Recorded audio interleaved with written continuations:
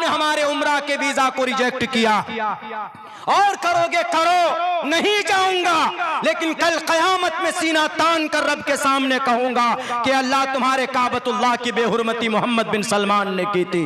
और नाचीज अब्दुल्ला सालिम जैसा तालिबे इल्म ने मंडा मिनकुम मुनकरन फल्युगय्यिरहु बियदी फइल्लम यस्तती फबिलिसानी फइल्लम यस्तती फबिक़ल्बी के तहत हमने अल्लाह कोशिश की थी।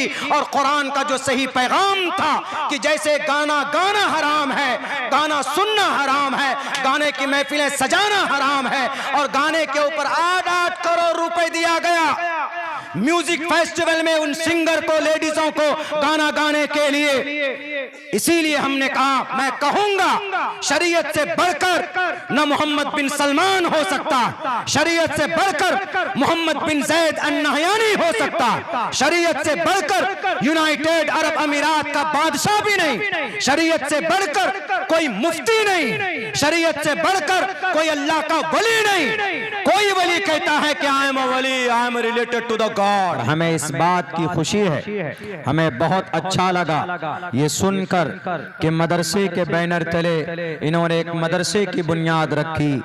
मेरे भाइयों, एक अच्छा अमल है। पूरी दुनिया में सबसे बड़ा मजहब और रिलीजन क्रिश्चियनिटीज का है, ईसाई जिन्हें बोलते हैं। आज तक आप भारत के अंदर भी क्रिश्चियन बसते हैं और दुनिया के और मुल्कों में बड़ी तादाद के अंदर क्रिश्चियन रहते हैं, लेकिन आप कहीं पर भी नहीं दिखा सकते कि क्रिश्चियन अपने बाइबल को पढ़ाने के लिए स्पेशल उनका कोई इदारा है, आप नहीं दिखा सकते। यहूदी धर्म जो दुनियावी तालीम के बेताज बादशाह माने जाते, 1.5 करोड़ की तादाद उनकी पूरी दुनिया में, लेकिन आप कहीं पर भी उठाकर देखेंगे तो उनके अपनी मजहबी ग्रंथ जिनको अहदे कदीम, अहदे जदीद और बाइबल के नाम से जान सकते हैं, बाइबल की तालीम के लिए यहूदियों ने भी कोई पाठशाला और कोई इंस्टीट्यूट कायम नहीं किया। दुनिया के अंदर खुसूसन भारत में गौतम बुद्ध सिद्धार्थ के मानने वाले बहुत हैं, बुद्धिस्ट जिसको कहते हैं बौद्ध, गौतम बुद्ध सिद्धार्थ उनके मानने वाले लाखों की तादाद में है। हमारे एशिया बर्रे सगीर में, हिंदुस्तान में तो बहुत ज्यादा, इसके साथ साथ श्रीलंका में है, म्यांमार में है, उसके बाद थाईलैंड में है बड़ी तादाद में, नेपाल में बहुत बड़ी तादाद में है। लेकिन गौतम बुद्ध सिद्धार्थ के मानने वाले भी उनके ग्रंथ को पढ़ाने के लिए कोई तालीमी इदारा नहीं है। महावीर, वर्धमान महावीर जैन स्वामी, जिनको जैनी लोग भगवान परमात्मा मानते, उनकी किताब दसातीर को पढ़ाने के लिए कोई तालीमी इदारा नहीं है। अगर पूरी दुनिया में आप उठाकर देखेंगे, तारीख को खंगाल कर देखेंगे, इलाके की हिस्ट्री को उठाकर देखेंगे, तो सिर्फ आपको मजहब इस्लाम ही एक ऐसा प्लेटफॉर्म नजर आएगा जहां पर इनकी मजहबी ग्रंथ कुरान करीम की तालीम के लिए सिर्फ भारत के अंदर उत्तर प्रदेश में 23,500 मदरसे हैं, जिनके अंदर 17.5 लाख बच्चे कुरान करीम की तालीम हासिल करते हैं। दुनिया के अंदर और कहीं नहीं।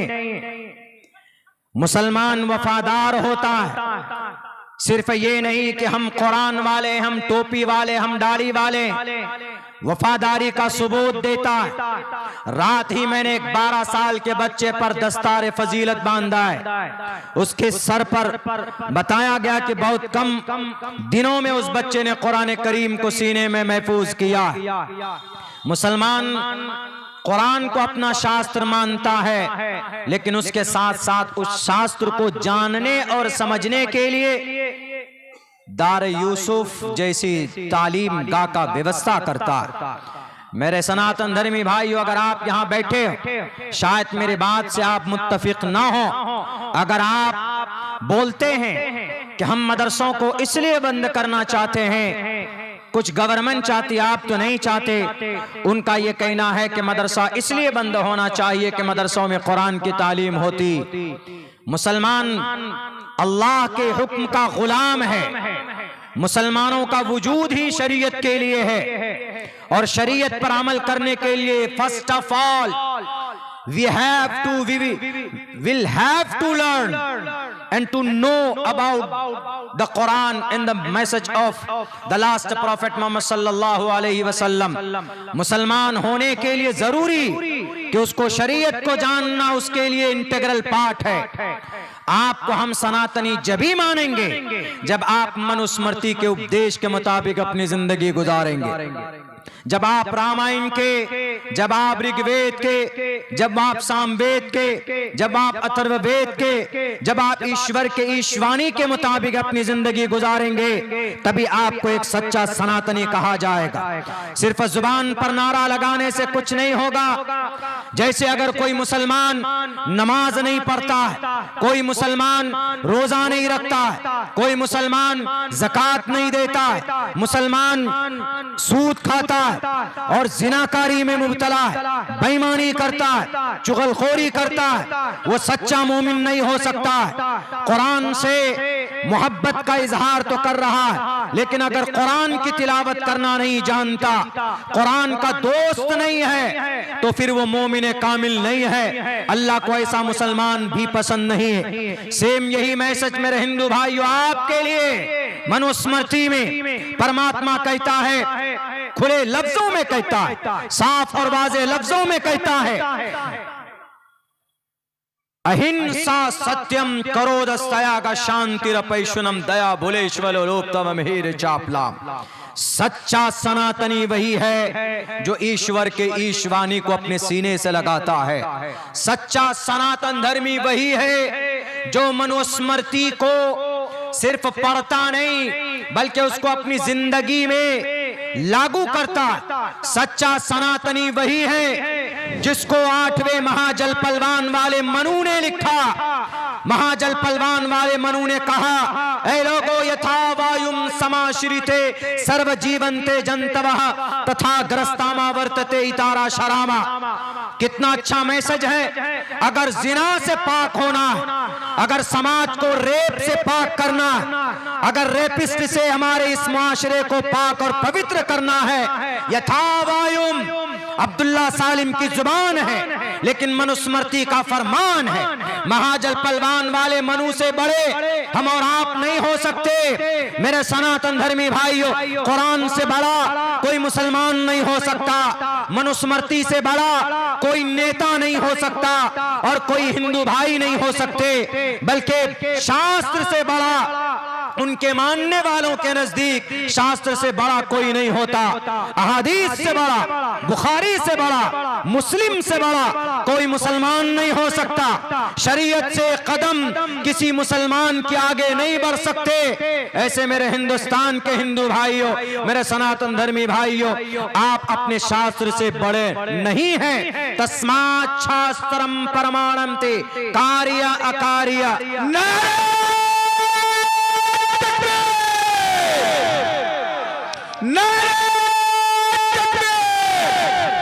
मुफ्ती अब्दुल्ला सालिम जिंदाबाद, इस्लाम धर्म जिंदाबाद, सनातन धर्म जिंदाबाद, हिंदुस्तान की जमहूरियत जिंदाबाद, दस्तूर हिंद जिंदाबाद, इनकलाब जिंदाबाद।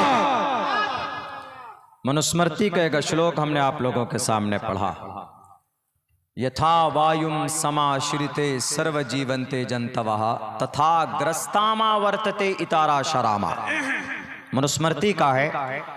डायरेक्ट आप पंडित केवल आनंद जोशी की तशरीह पढ़ेंगे इस मंत्र पे तो आपको पता चलेगा कि क्या मतलब है इसका। यथा वायुम समाश्रिते सर्व जीवंते जंतवः,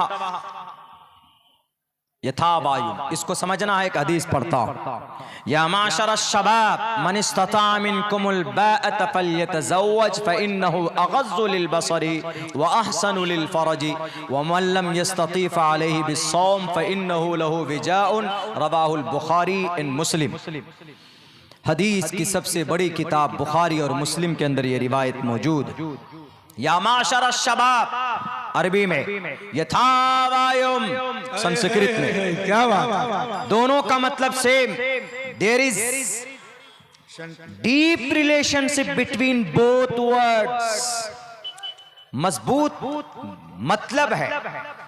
यथा वायु नाचीज की तहकीक है। हमने सोचा कि शायद पंडित केवलानंद जोशी ने अपनी तरफ से तशरीह की है, तो हमने ऑक्सफोर्ड डिक्शनरी को भी देखा और हमने हिंदू नालंदा विशाल शब्द सागर की जो संस्कृत इनटू हिंदी सबसे बड़ी डिक्शनरी है डॉक्टर M.A. श्रीवास्तव की, तो हमने उसमें भी इसका तर्जमा देखा। तो इसका मतलब भी यही है, ए नौजवानों, ए समाज के यंग, यथावायुम या माशर शबाब, क्या पैगाम है? पैगाम यह है, या माशर शबाब मन इस्तता मिनकुमुल बाअत फल्यतज़व्वज। जिना आदमी कब करता है? जब उसके अंदर जिनसी ख्वाहिश बढ़ जाती है तो आदमी जिना करता है, कोशिश करता है, चूंकि सोचता है कि शादी ना करें, ऐसे ही बैकडोर से काम चला लें और इसी तरीके पर अपनी गाड़ी उनकी चलती रहे। अल्लाह के नबी अलैहिस्सलातु वस्सलाम ने फरमाया बिल्कुल नहीं। या माशर शबाब मन इस्तता मिनकुमुल बाअ, आपके पास ताकत है, बैंक बैलेंस है, घर है, अपनी बीवी को खुश रख सकते हो, फल्यतज़व्वज, शादी करो, गेट मैरिड, शादी कीजिए। इसलिए कि शादी से क्या होगा, जब उम्र हो जाए, जब जरूरत पड़े तो फौरन शादी करो। शादी कभी फर्ज है, कभी वाजिब है, कभी सुन्नत है और कभी हराम भी है। उलमा बैठे ये ज्यादा वजाहत में पेश कर सकते हैं, मेरे पास तो टाइम कम है इसलिए जल्दी जल्दी बोल रहा हूं। फ़इन्नहु अग़ज़्ज़ु लिलबसर, सबसे बड़ा फायदा यह है, फ़इन्नहु अग़ज़्ज़ु लिलबसरि व अहसनु लिलफ़रज, तुम्हारी शर्मगाह की हिफाजत होगी और तुम्हारी निगाह की भी हिफाजत होगी। वमन लम यस्तती, कोई कहेगा कि मौलाना I have no bank balance, I have no money, that time what will I do, क्या करूंगा उस वक्त में, मेरे पास तो कुछ है नहीं, घर भी नहीं है, पैसा भी नहीं, बैंक बैलेंस नहीं है, क्या कर सकते हैं? तो उस वक्त अल्लाह के नबी ने फरमाया कि फ़अलैहि बिस्सौम, you have to keep fast the whole day, तुम्हें रोजा रखना है। क्यों रोजा क्यों रखें? एक तो हमारे पास पैसा नहीं, बीवी नहीं है, ऊपर से आप कह रहे भूखे रहो। तो अल्लाह के नबी फरमाते हैं कि इस भूखा रखने का एक मकसद है। मैं कई जगह बताता हूं, आदमी के अंदर सेक्सुअल पावर कम हो, यानी शहवानी कुव्वत कम है, तो आप किसी हकीम के पास जाएंगे तो वह आपको माजून दे देंगे, वह आपको टैबलेट लिख करके दे देंगे, वह आपको बहुत सारी चीजें हैं सेक्स को बढ़ाने के लिए, शहवानी कुव्वत के अंदर इजाफा करने के लिए बहुत सारी चीजें हैं। लेकिन अगर किसी में है तो उसको घटाने के लिए कोई दवाई है? नहीं है। पूछे यहाँ मेडिकल डॉक्टर वाले साहब बैठे हुए, कोई दवाई नहीं, एक ही दवाई, वो भी दवाई जनाब मोहम्मद रसूलुल्लाह सल्लल्लाहु अलैहि वसल्लम ने बताया। अल्लाह के नबी ने फरमाया कि फ़अलैहि बिस्सौम फ़इन्नहु लहु विजाउन, रोज़ा रखो, रोज़ा रखने की वजह से जो शहवानी कुव्वत है, ये रोज़ा उस कुव्वत को तोड़ देता है। अब कहेंगे हदीस है, मनुस्मृति में भी सेम पैगाम, यथा वायुम समाश्रिते सर्वजीवन्ते जंतवः। ए नौजवानों, जैसे इंसान की जिंदगी के लिए हवा जरूरी है, यानी सांस जरूरी है, ऐसे ही इंसान की पवित्र जिंदगी के लिए बीवी जरूरी है, शादी जरूरी है। मनुस्मृति जिनके बारे में चिल्लाते हैं ना, सदन के अंदर पार्लियामेंट में तो गुरु हम मंत्री भी चिल्लाते हैं कि मनुस्मृति लागू होना चाहिए। उत्तर प्रदेश में तो एक सैलाब है, डिमांड है कि जहां इन मदरसों में कुरान पढ़ाया जाता वहां मनुस्मृति भी पढ़ाया जाए। ठीक है, पढ़ाओ, लेकिन ये वादा करो कि मनुस्मृति पढ़ाया जाएगा, जो हुक्म मनुस्मृति में होगा उस पर अमल करना सारे सनातन धर्मियों के लिए जरूरी होगा। जैसे मुसलमानों के लिए कुरान के हर मसले पर अमल करना जरूरी है, अगर नहीं अमल करेगा तो गुनहगार होगा, बच नहीं सकते आप। तो क्या कहा, यथा वायुम समाश्रिते सर्वजीवन्ते जंतवः। ए इंसानों, ए नौजवानों, ए गिरोह नौजवान जवानों को इसलिए टारगेट किया, इसलिए कि आजकल जो समाज के अंदर रेप और जिना के वारदात होते हैं, यह हमारा नौजवान तबका ज्यादा करता है, इसलिए कि बूढ़ों के अंदर उम्र दराज शख्स में वो ताकत नहीं होती। कल की एक रिपोर्ट, कल की एक न्यूज हमारे सामने से गुजरी है कि ब्रिटेन के अंदर एक 10 साल की मासूम बेटी का बाप ने रेप किया और उस बाप का भाई रेप नहीं किया, बल्कि उस बेटी के जिस्म पर 72 चाकू के निशान थे।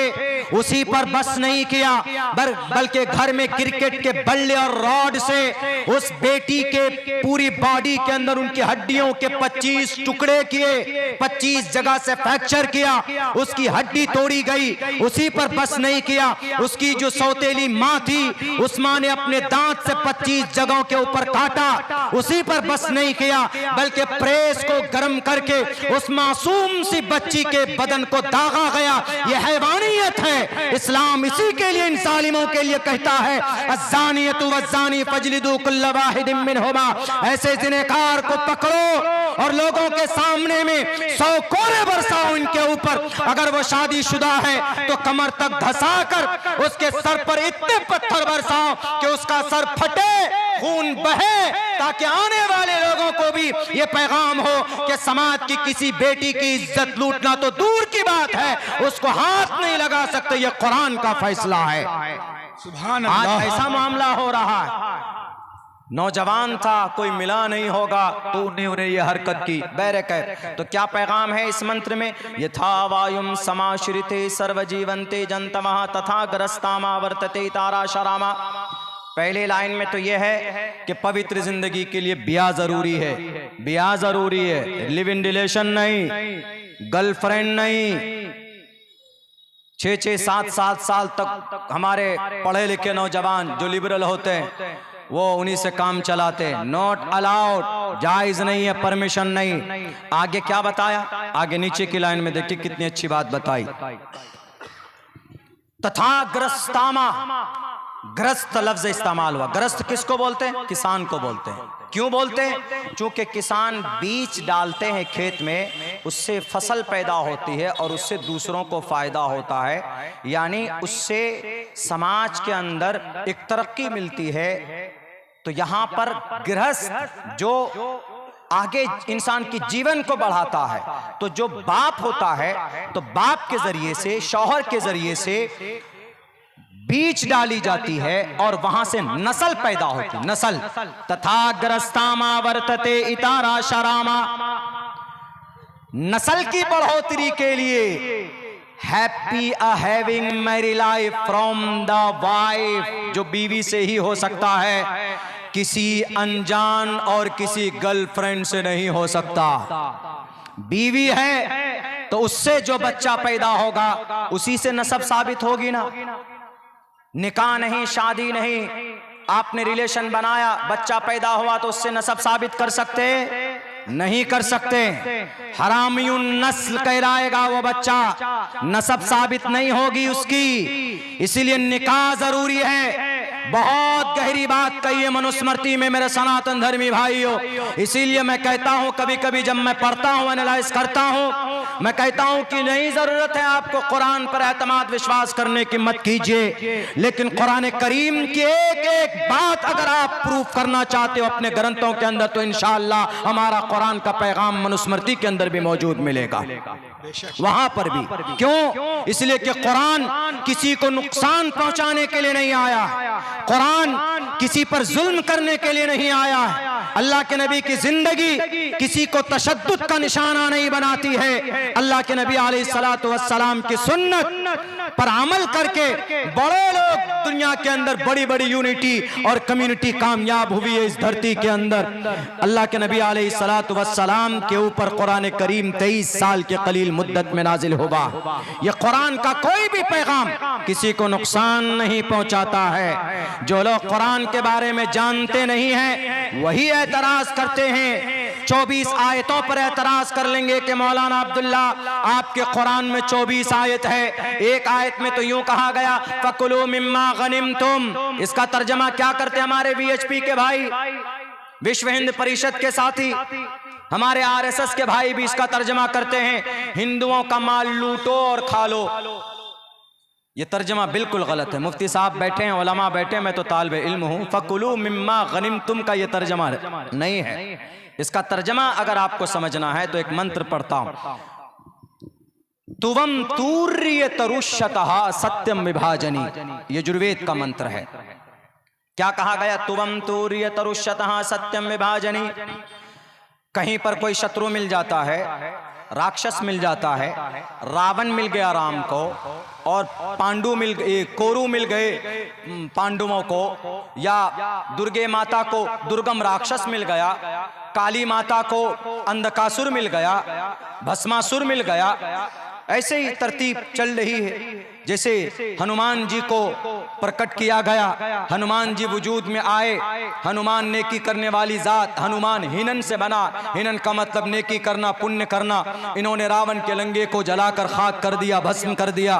तो ऐसे ही हर जमाने में जब राक्षस आता है तो उस राक्षस के खात्मे के लिए मनुस्मृति नहीं बल्कि गीता का खुला चैलेंज है। यदा यदा ही धर्मस्य ग्लानिर्भवति भारताभ्युत्थानम धर्मस्य तदात्मानं सृजाम्यहम्। बच्चा बच्चा इसका तर्जमा जानता है कि जब जब राक्षस आता है, अधर्मी बढ़ती है, जब जब अच्छाई का विनाश होता है, तब तब ईश्वर इस धरती पर आते हैं, जन्म लेते हैं और बुराई का खात्मा करते हैं।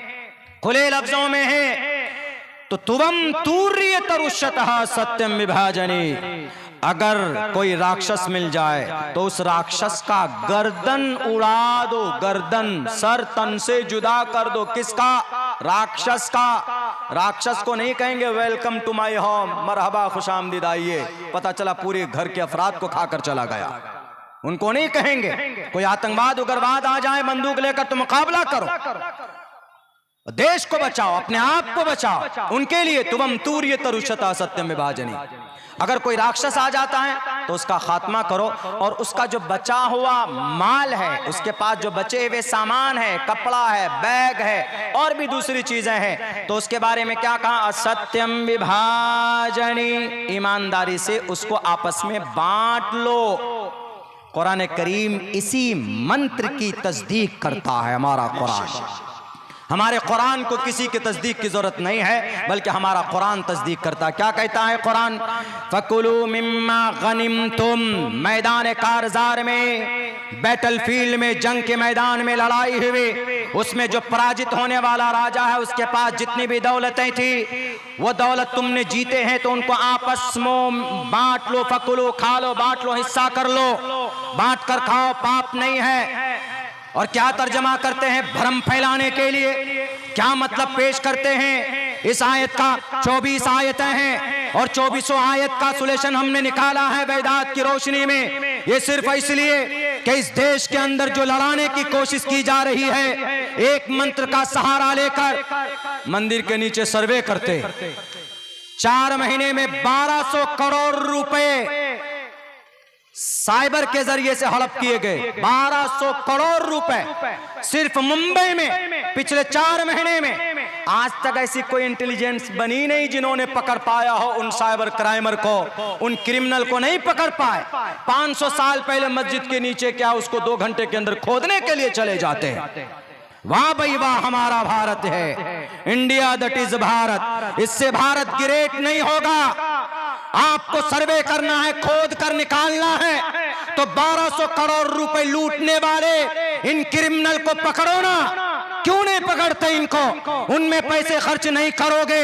क्यों? क्योंकि उनमें आपको वोट नहीं मिलेगा, आपकी कुर्सी पर आप ज्यादा दिन तक बैठ नहीं सकते। इसलिए मेरे सनातन धर्मी भाइयों, हम आपका सम्मान करते हैं। You are mankind of the world because you all mankind of the world related to the forefather, grandfather, बाबा आदम अलैहिस्सलातु वस्सलाम। आदम से आपका रिश्ता है। हम इस एतबार से आपका सम्मान करते, आपको बड़ा भाई मानते। लेकिन जो आदमी मंदिर मस्जिद के नाम पर लड़ाता है, पहले दलील उनको कहो कि पेश करो। ये सिर्फ खोखले दावे करने से कोई कल किसी की जगह पर वो एप्लीकेशन दाखिल कर देगा कि आपके घर के नीचे मुखिया जी, यहाँ शायद 100 साल पहले कोई मंदिर था, यहाँ पर कोई परमात्मा पैदा हुआ था, जबकि उपनिषद कहता कि परमात्मा कभी पैदा नहीं होता। न तस्य कश्चित पतरश्ची लुकै न चिस्ता निवच्चतिस्सी अलिंगम सखार्णम कर्णादिपादिपो न चास्य कच्चित जनिता न चादिपा अविक्तम विक्तिमापन्यम मन्यन्ति माम बुद्धमा परम भावम जानन्तो ममावियमानुत्तमम। व्यक्ति के तरह, इंसान के तरह परमात्मा नहीं होता।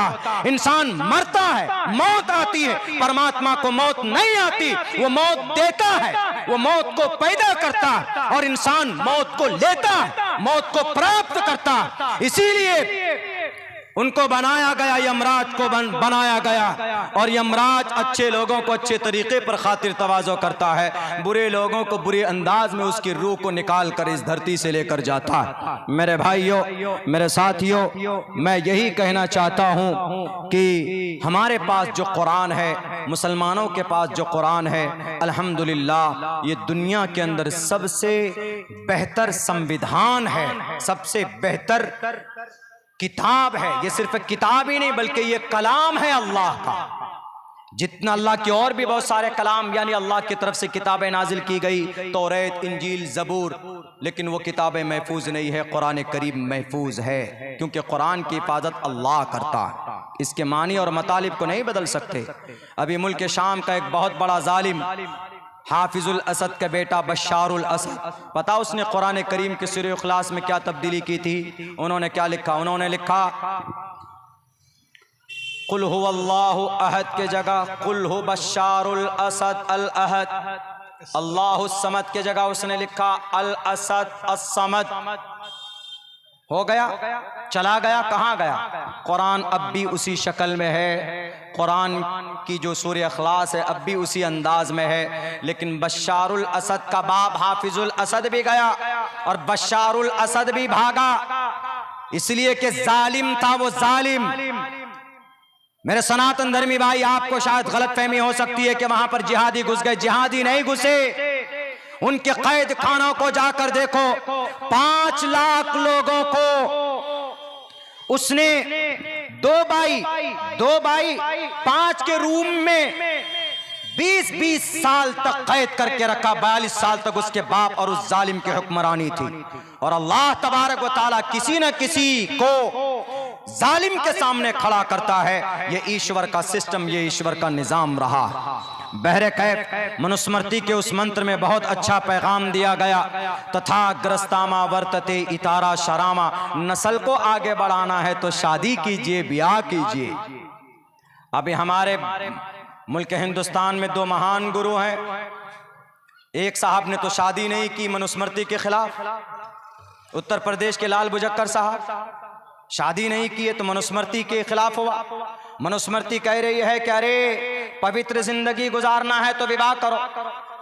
यथा वायुम समाश्रिते सर्वजीवंते जंतवः तथा ग्रस्तामा वर्तते इतारा शरामा।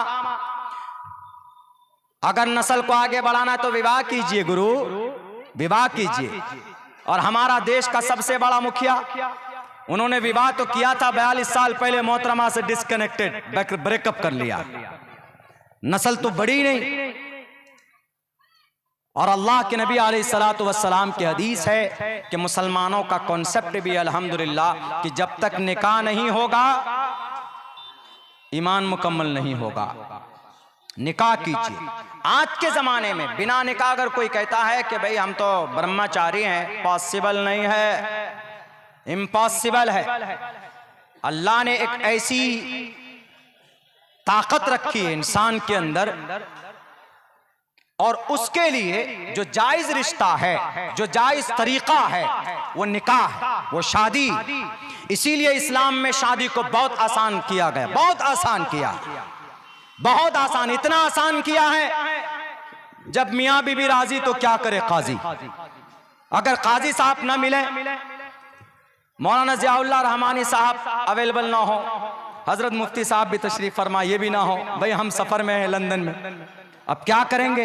यानी इतना आसान किया शादी को, निकाह को इतना आसान किया इस्लाम में कि अगर सिर्फ लड़का लड़की बालिग है, आकिल है, एक मसला है, लेकिन इसका यह मतलब नहीं हमारा नौजवान कल जल कर चढ़ते हुए सड़क पे चलते हुए किसी लड़की को कह के विल यू मैरी मी, मेरे से शादी करोगे, इतने चप्पल बरसेंगे कि सर का बाल निकल जाएगा।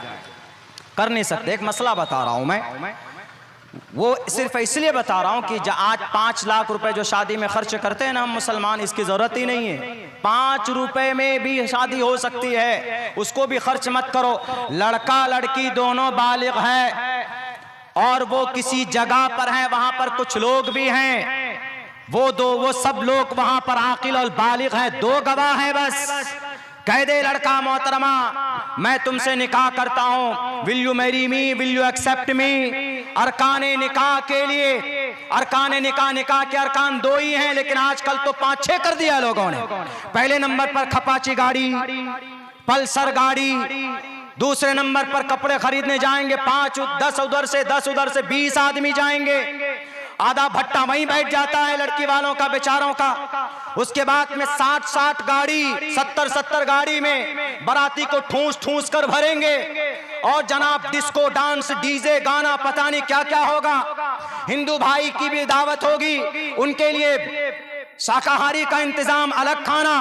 बेटी वालों की जान निकल जाती है। इस्लाम में निकाह बहुत आसान है, अगर लड़का लड़की राजी है, काजी भी ना हो और 2 गवाहों की मौजूद में एक दूसरे को कबूल कर लेते हैं तो शादी हो जाती। वो तो निकाह काजी साहब ये मुस्तहब्बात में से, ये मैं इसलिए कह रहा हूं ताकि निकाह को जितना मुश्किल बना दिया गया है, इस्लाम में निकाह इतना मुश्किल है नहीं। तो निकाह जरूरी है पवित्र जिंदगी के लिए। और जो ग्रंथ की रोशनी में भी ये बात कही गई मेरे सनातन धर्मी भाइयों को, तो आप सच्चे सनातनी जभी हैं जब आप अपने मनुस्मृति के उपदेश के मुताबिक जिंदगी गुजारें। सबसे पहले मेरा ये मैसेज, तो जाहिर सी बात है कि आईबी वालों ने ट्रैक तो जरूर करते होंगे, यही वजह है कि हमारा यूट्यूब चैनल को भी बैन किया गया है सऊदी अरब के जरिए, वहां के गवर्नमेंट के जरिए से। और इसराइल के खिलाफ जब बोले और हमने कहा कि मोहम्मद बिन अब्दुल अजीज, मोहम्मद बिन सलमान, यू आर लायर, आप झूठे हो, आप फासिक हो, आपने कुरान के खिलाफ मजाक किया, आपने काबतुल्लाह की बेहुरमती की, वहां पर म्यूजिक फेस्टिवल कायम करके खुले लफ्जों में बोला। 5 मरतबा आपने हमारे उम्रा के वीजा को रिजेक्ट किया।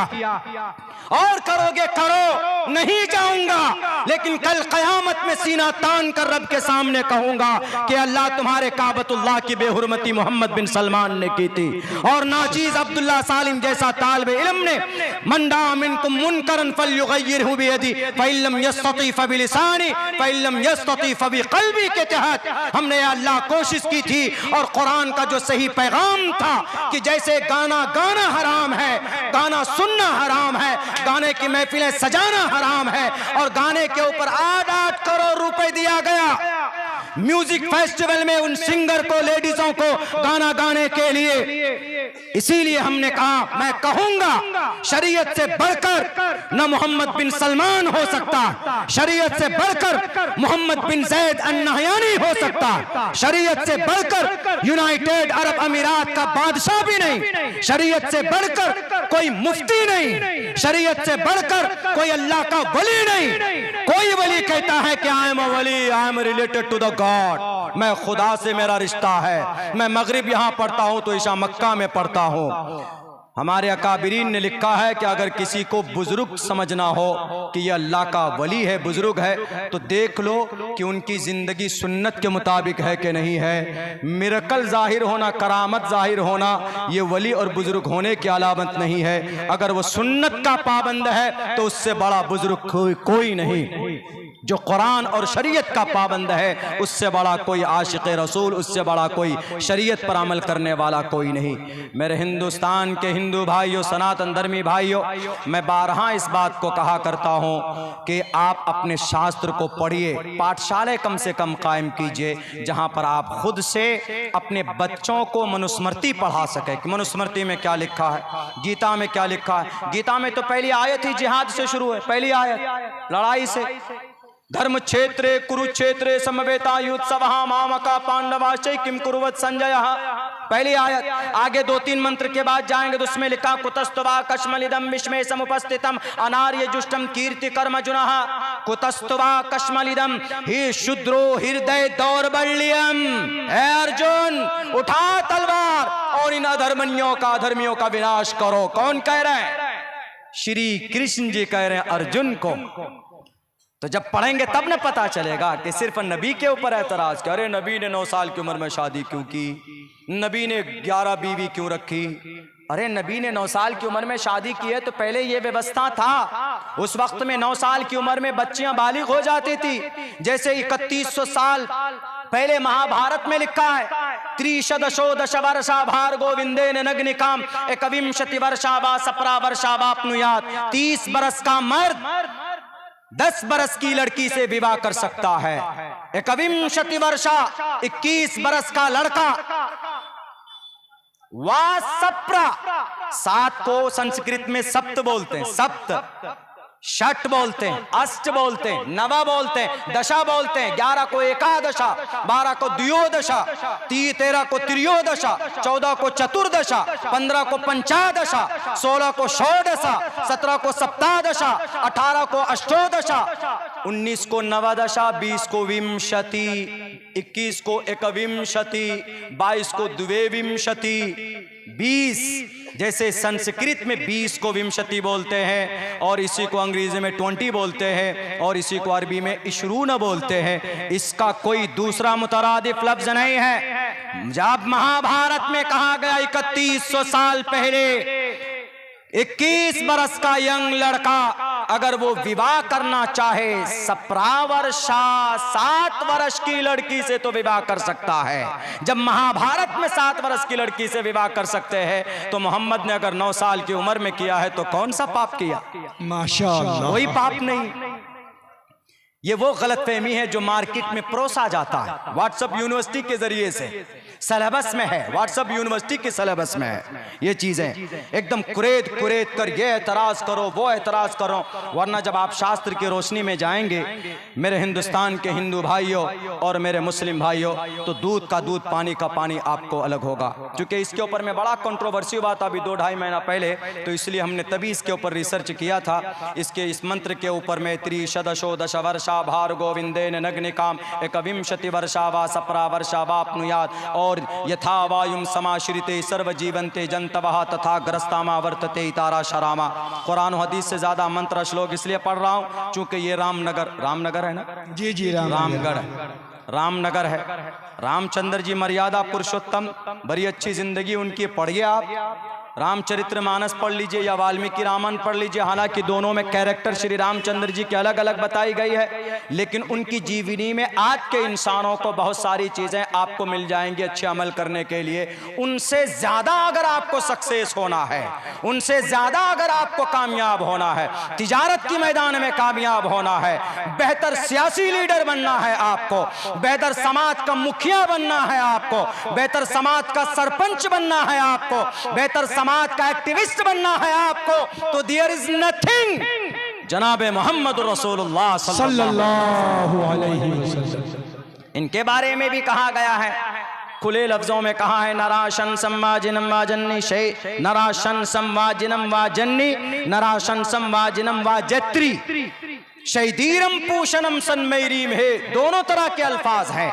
मैं जब किसी मंत्र को पढ़ता हूं तो तकरीबन 10 डिक्शनरी में कोई ऐसा लफ्ज होता है कि जिसको हम कंपेयर करते हैं। नाचीज आपके सामने आपको खुश करने के लिए मंत्र श्लोक नहीं पढ़ रहा है, बल्कि कुछ गलत फहमियां हैं, इसलिए वरना मेरा भी मन नहीं करता है भाई, चूंकि हम कुरान का एक हर्फ पढ़ेंगे तो 10 नेकी देगा, आप मंत्र पढ़ेंगे तो पुण्य तो नहीं मिलेगा। हाँ, अच्छी बातें जानकारी में आ सकती। हम अपने सनातन धर्मी भाइयों को पैगाम देना चाहते हैं, वरना हमारे सनातन धर्मी भाई तो क्या बोलते हैं, वो सत्संग तो करते नहीं। सत्संग कीजिए आप और उनमें अच्छे पढ़े लिखे विद्वान को बुलाइए। अगर मौका लग जाए, समाज मुत्तफिक हो जाए तो अब्दुल्ला सालिम को भी बुला लीजिए। इंशाअल्लाह हम आपको आपके शास्त्र में ही पढ़कर बताएंगे और आपको समझाएंगे कि ईश्वर ने क्या कहा। हम मानते हैं खुदा को एक, कुल हुवल्लाहु अहद अल्लाहुस समद।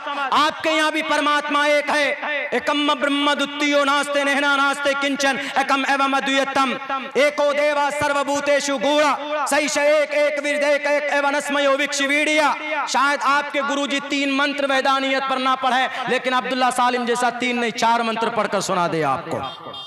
इंशाअल्लाह अच्छी बात आपको बताई जाएगी। सत्संग कीजिए, अच्छे लोगों को बुलाइए। जैसे ये मजहब इस्लाम में मुसलमानों में ये कॉन्सेप्ट है कि इन जलसों के जरिए से कुरान और हदीस की बात आवाम तक पहुंचाई जाती है, इससे ईमान ताज़ा होता है, गलतफहमी दूर होती है, एक सबक लेकर जाता है। यहाँ पर 1000-2000 लोग जुटते हैं, अगर एक भी आदमी किसी आलिम दीन की बात सुनकर अपनी जिंदगी में तब्दीली पैदा करता है तो पूरा जलसा कामयाब हो जाता। अगर जलसे के माध्यम से मदरसा बन जाता है, कुरान करीम की तालीम होती, बच्चा हाफिज कुरान बनता, उसने 10 को हाफिज कुरान बनाया, उसने 20 को बनाया, तो ये जलसा टोटल सवाब उन तमाम के सवाब इस बच्चे को, इस जलसा करने वालों को प्राप्त होता है, डिलीवर होता। इसीलिए प्रश्नोत्तरी में कहा है, साफ लफ्जों में कहा कि हेतु वो ब्रह्मगतिस्तांति सत्संगतिर्दान विचार दोषा, कि ईश्वर के विशेषताओं का वर्णन कीजिए, कहीं पर बैठकर सत्संग कीजिए और उसमें अच्छी बातें पेश कीजिए, तो उससे रास्ते खुलेंगे आपके। नेताओं के चक्कर में मत आइए। नेता लोग तो लड़ाएगा, नेता लोग कहेगा कि अरे वहाँ देखो ऐसा हो रहा है तुम्हारे साथ, वहाँ मंदिर में ये हो गया, और मुसलमान का नेता कहेगा कि अरे देखो कोई हिंदू टोपी पहन के आया, वहाँ पर तुम्हारे मस्जिद के साथ बेहुरमती की। नो प्रॉब्लम, कोई दिक्कत नहीं। समाज अगर विद्वान से भरा हुआ होगा, समाज में पढ़े लिखे लोग होंगे, हमारे नौजवान जो आजकल शराब की थैलियों में बिक जाते हैं और फिर वो डंडेबाजी लाठीबाजी करते हैं, पत्थरबाजी करते हैं, नॉट अलाउड, इस्लाम में परमिशन ही नहीं है, और हमारे हिंदू भाइयों में तो बिल्कुल भी परमिशन नहीं। अहिंसा, साफ लफ्जों में कहा, अहिंसा सत्यम, अहिंसा जुल्म नहीं होना चाहिए, सत्यम सच्चाई के साथ जिंदगी गुजारो, करो दस्तयागा, किसी मामले में गुस्सा आ जाए गुस्से को थूक दो। अगर ये चीजें होगी, शांति रपैशनम, तो शांति आएगी। इसीलिए शास्त्र के मुताबिक रोशनी गुजारो। मुख्तसर 5 वक्त में और एक पैगाम देकर अपनी बात खत्म करता हूं। मुसलमान भी आज इसलिए परेशान है कि मुसलमान अपने कुरान और सुन्नत के मुताबिक जिंदगी नहीं गुजार रहा। ना मुसलमान शादी ब्याह में शरीयत को फॉलो करता है, न तो नमाज पढ़ने में, सूद लेने में मुसलमान कौम आगे, बंधन लोन हर घर में। शायद आपके हो कि ना हो, 2-3 दिन से मैं बंगाल के साइड में था, बोला मौलाना यहाँ तो तश्कील होती है। हमने कहा कि जमात की तश्कील होती है क्या तबलीग में जाने की? अभी 3 रोज पहले हम अपने घर पे गए, एक मोहल्ले में देखा कि बिल्कुल फजर के बाद एकदम कोट पैंट टाई लगा के बाइक में 2 नौजवान आए, बैग लेकर एक घर में घुसे। जानने वाला था लड़का, मैंने उसके कहा कि भाई व्हाट्स प्रॉब्लम, क्या दिक्कत है, क्यों आए ये लोग, कौन है बताओ? बोला तश्कील चल रही है हजरत। हमने कहा अच्छा, जमात में जाने की तश्कील चल रही का, ख्वातीन की तश्कील चल रही है, मस्तूरात की जमात भी जाती है ना जमात। आजकल तो इस जमात को भी शरीयत से काट दिया गया है, शरीयत के खिलाफ इसको चलाने की कोशिश की जा रही है। यही वजह है कि आज दंगाई भी घुस गए हैं इस जमात के अंदर में, मर्डरर भी घुस गए इस जमात के अंदर में, शरीयत के खिलाफ। दारुल देवबंद में मौलाना अबू तलहा साहब रहमतुल्लाहि अलैह जब वो आए थे खत्म बुखारी में, तो उन्होंने दौरान दर्स में कहा था कि जो तलबा तबलीग से जुड़े हुए अच्छी बात है जुड़िए, लेकिन ये तबलीग इल्म की रोशनी में, इल्म से जब तक ये तंजीम, ये जमात जुड़ी रहेगी तो इससे कौम को फायदा होगा और हो रहा है। और जिस दिन इसका इल्म से रास्ता अलग होगा तो ये दुनिया का इतना बड़ा फितना बन सकता है कि रोकने से नहीं रुक सकता। शायद आज वही हो रहा। बजाते बिनफ्सी ही तबलीग अच्छा काम है, लेकिन कुछ लोगों की गलती की वजह से गलत हो गया है। बांग्लादेश में 7 लोगों का मर्डर हुआ। मौलाना यूसुफ साहब, मौलाना इलियास के बेटे, मौलाना यूसुफ के बेटे मौलाना हारून साहब, मौलाना हारून के बेटे मौलाना साद साहब, बड़ी कुर्बानी इस तबलीग के बानियों की रही और बड़े अच्छे कारनामे भी इनके रहे। 1947 में गांव में गए 20 लोग। मौलाना यूसुफ ने कहा था कि हमें लोग नहीं चाहिए, हमें जान चाहिए, चूंकि देश के मुसलमान मुर्तद हो रहे हैं। हमें तबलीग के लिए अफराद नहीं चाहिए, जान चाहिए। 20 लोगों की तश्कील की गई। 2 जमातें बनी, एक वापस आ गई, जुल्म को बर्दाश्त नहीं कर सके। दूसरी जमात 10 लोगों की बाकी रही। एक गांव में गए, गांव वालों ने कहा कि अगर अपनी आफियत चाहते हो तो निकल जाओ इस गांव से, वरना तुम्हारा खून भी नहीं नजर आएगा, नहीं मिलेगा और तुमको जगह नहीं मिलेगी। उन्होंने कहा कि कोई बात नहीं, अल्लाह तबारक व तआला के पैगाम को लेकर आए हैं। ये जो तुम मुर्तद हुए हो, ईमान जैसी कीमती दौलत को तुमने बेच दिया है, हम उसी पैगाम को लेकर आए हैं। बस तुमसे और कुछ नहीं चाहते। पूरे गांव वालों ने मिलकर के ये कहा कि ठीक है, तुम नहीं मानोगे, जाओगे नहीं, हम तुम्हें बता देंगे। मौलाना यूसुफ साहब के मलफूजात में ये बात लिखी हुई। मौलाना यूसुफ साहब ने जब इस जमात को रुखसत किया था तो नंगे पांव खड़े होकर दुआ की थी और कहा था फी अमानिल्लाह, जाओ, शायद तुमसे दोबारा मुलाकात ना हो। जब वो 10 लोग गए, उस गांव में गए, इशा की नमाज में नमाज पढ़ रहे थे, इमाम साहब खड़े हुए सूरह फातिहा पढ़ने लगे तो पीछे से पूरी बस्ती वालों ने, जो मुतशद्दिद थे, जो हैवान थे, जो जालिम थे, जो कट्टर दिल थे, जो राक्षस थे, जो जालिम थे, उन्होंने AK-47 से गोलियों की बर्दाश्त की। 10 के 10 लोग वहीं पर मसल्ले पर गिर गए। सबका खून बहने लगा। पूरी मस्जिद के अंदर खून हम खून, कोई नहीं बचा। पीछे से गोली चलाई गई, किसी को 5 गोली लगी, किसी को 10 गोलियां लगी। मेरे भाइयों, फिर पता क्या हुआ?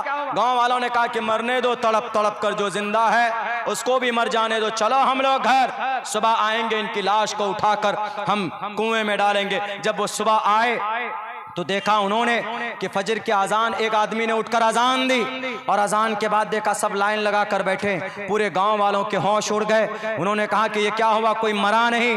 तो वो कोई डॉक्टर था और उनसे पूछा कि जरा बताओ आप लोग बचे कैसे, गोली नहीं लगी? सब ने कहा कि मेरी टांग में लगी, किसी ने कहा मेरी कमर में लगी।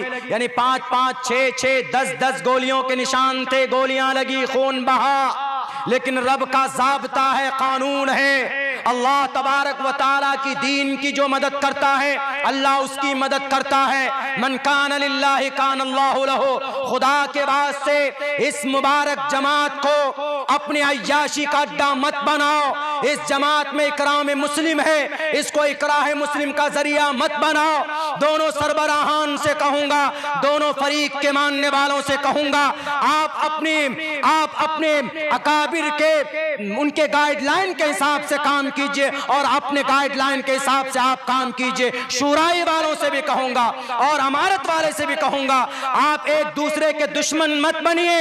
अरे नबी पाक अलैहिस्सलाम ने एक कतरा किसी का खून नहीं बहाया, तुम ज़बा करते हो। मेरे भाइयों, फिर पता क्या हुआ? गांव वालों ने पूछा कि जरा बताइए आप लोग बचे कैसे, दवाई किसने दी, एंटीडोट किसने दी? तो अमीर साहब ने कहा कि हमें दवाई की जरूरत नहीं पड़ी, हमने रात ये जो चटाई थी इसी को जलाकर इसके राख को अपने जख्मों के ऊपर लगाया है और अल्लाह ने इसी को हमारे लिए एंटीडोट का काम दिया, इसी को हमारे लिए मरहम पट्टी का हमने जरिया बनाया है। पूरे गांव वालों ने कहा है हमसे गलती हुई, शायद हम आपको नहीं पहचान पाइए। बोले हम आपसे क्या, आपकी क्या मदद कर सकते हैं? पूरी गांव में से कुछ लोग तो मोमिन हो गए वहां पर, फिर अपने ईमान पर लौट आए। लेकिन बस्ती वालों से अमीर साहब ने कहा कि आप पहले पानी का बंदोबस्त कीजिए, हम अपने खून को धोना चाहते हैं, हम पाक होकर नमाज पढ़ना चाहते हैं। मेरे भाइयों, गांव वालों ने कहा पानी से नहीं, आप तमाम को हम दूध से नहलाएंगे और पूरे 10 लोगों को दूध से नहलाया गया वहां पर।